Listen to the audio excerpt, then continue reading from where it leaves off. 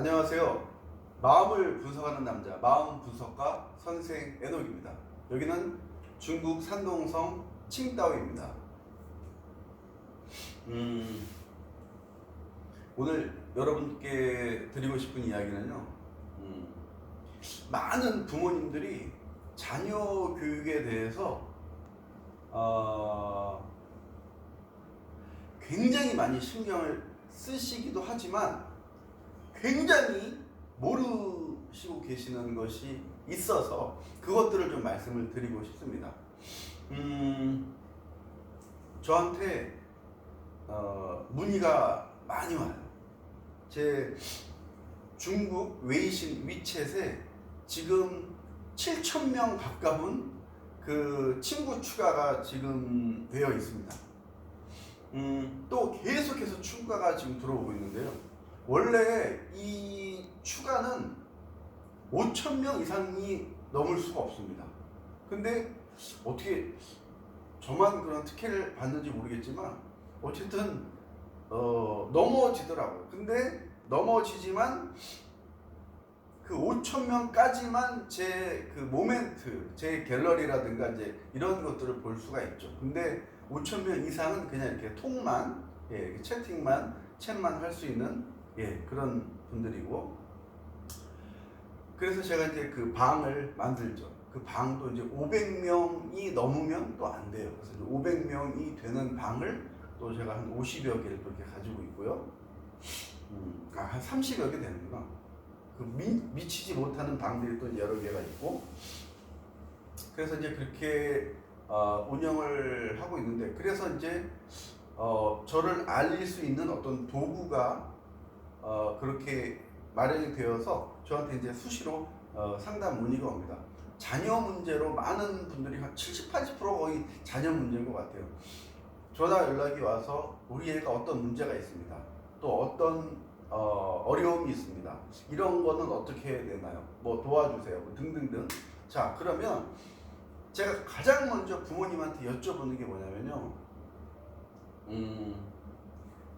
부모와 아이 중에서 평소에 누가 더 많이 찾고 누가 더 많이 다가가고 누가 더 먼저 말을 거는지, 이 비율이 누가 더 많고 높은지 물어봅니다.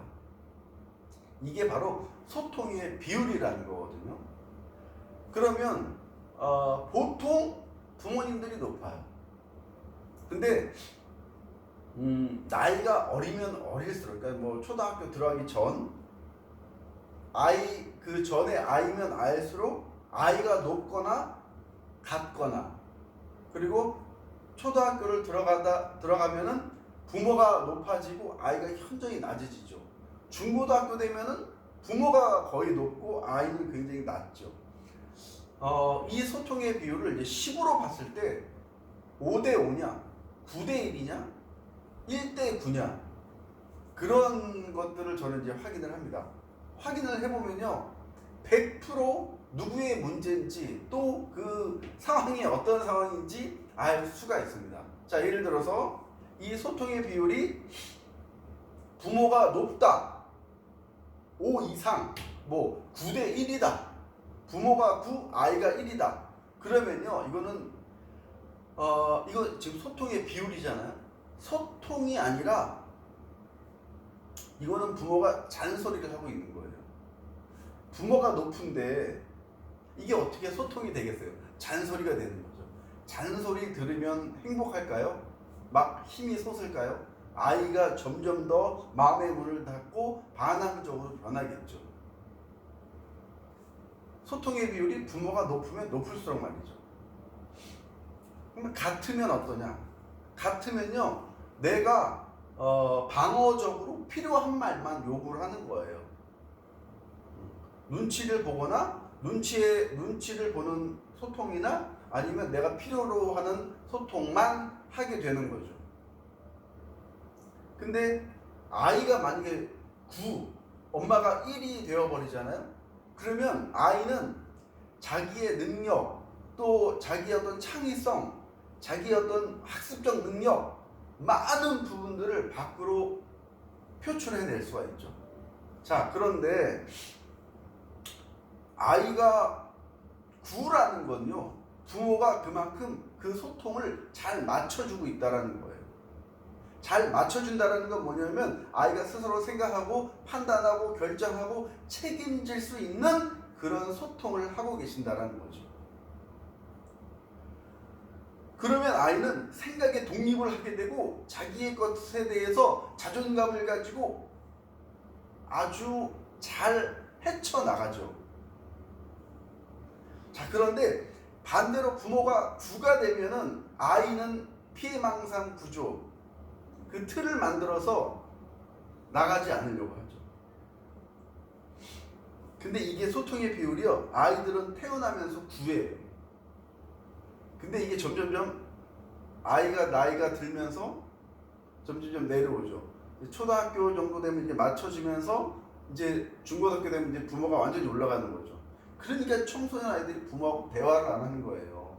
응? 왜? 대화를 하면 항상 잔소리를 하니까.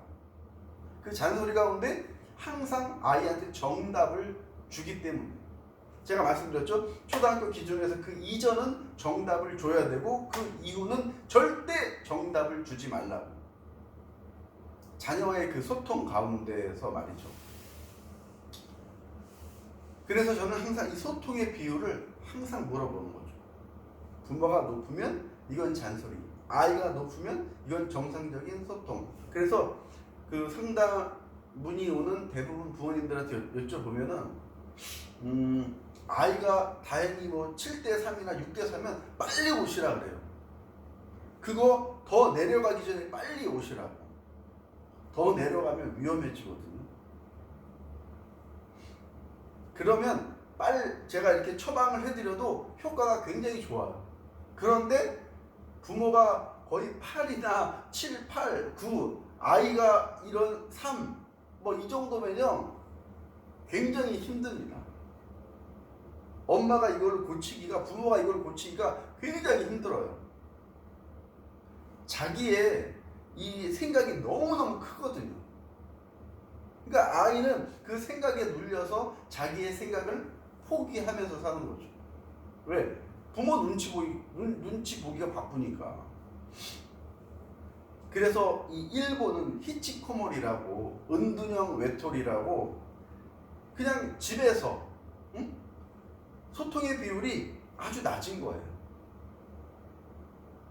그 은둔형 외톨이들이 가만히 있다가 갑자기 밖에 나가서 묻지마 폭행, 묻지마 범죄, 자기와 일면식이 없는 사람을 또 아이들을 무차별하게.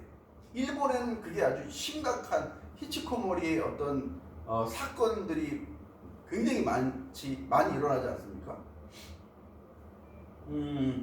그래서 한 뉴스에서는 그 자기 아들이 히치코모리인 걸 알고 부모가 자녀가 이제 사고 칠까봐 미리 아이를 이렇게 그 죽이는 그런 뉴스도 나온 적이 있었죠.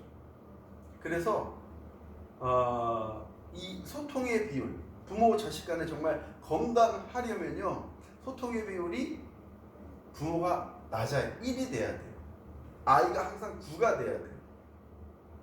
이게 초등학교를 기준으로 해서 그 이전과 그 이후에 이 소통 방법에 따라서 그렇게 할 수가 있습니다.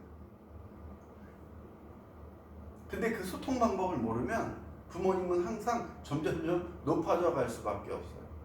그래서 자녀 교육은 올바른 자녀 양육 방법을 알고 있는 것과 모르는 것에 큰 차이가 있다는 거죠. 이거 모르고 그냥 아이를 잘 가르쳐야 된다는 생각만 가지고 아이를 가르치신다면 이거는 아이를 성장하는 게 아니라, 아이를 잘 교육하는 게 아니라 괴물로 만들어버리는 일을 하고 계시는 거죠. 본인도 모르게. 그렇게 정성과 열정과 돈을 들여서 괴물을 만드는 거죠. 그 박사방의 조주빈이라든가 또 뭐 조두순이라든가 그런 사람들이 태어날 때부터 그런 엄청난 괴물로 태어난 게 아니잖아요. 부모의 이 방법이 정말 중요합니다. 그 방법을 하나하나 공개해 나가고 있습니다. 나가겠습니다. 또 1대1 상담이 필요하시면 남겨주십시오. 상담해 드리겠습니다. 자, 10분이 됐나요? 제가 10분이 되면은 맞춰야 되는데 아주 10분이 안 된 것 같습니다. 그래도 오늘은 조금 여유가 있네요. 자, 오늘은 크리스마스 이브입니다. 크리스마스 이브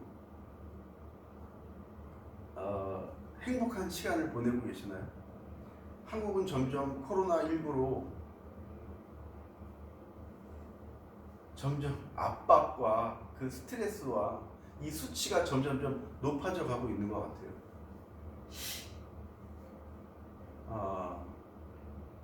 우리가 이럴 때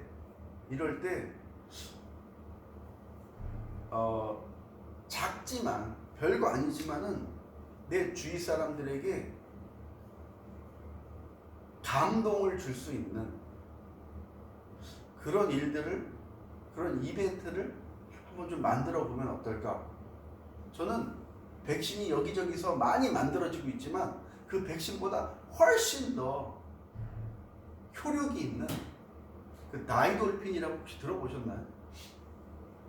그 다이돌핀이 바로 인간이 인간에게 줄 수 있는 감동이거든요. 감동. 요즘에 그냥 건드리기만 해도 화를 내고 그냥 견디기만 해도 울어요. 별일도 아닌 일에 말이죠. 그만큼 사람들이 예민해 있어요. 이거를 치료할 수 있는 건 그 어떠한 백신도 아니고 감동의 감동. 이해, 존중, 배려, 공감. 바로 이게 저는 이 어려운 시기를 이겨낼 수 있는 답이라고 생각을 합니다. 자, 자녀 교육 망설이지 마시고 계속해서 귀 기울여 주십시오. 예, 좋은 정답을 알맞은 정답을 드리도록 하겠습니다. 지금까지 산동성 청도였습니다. 감사합니다.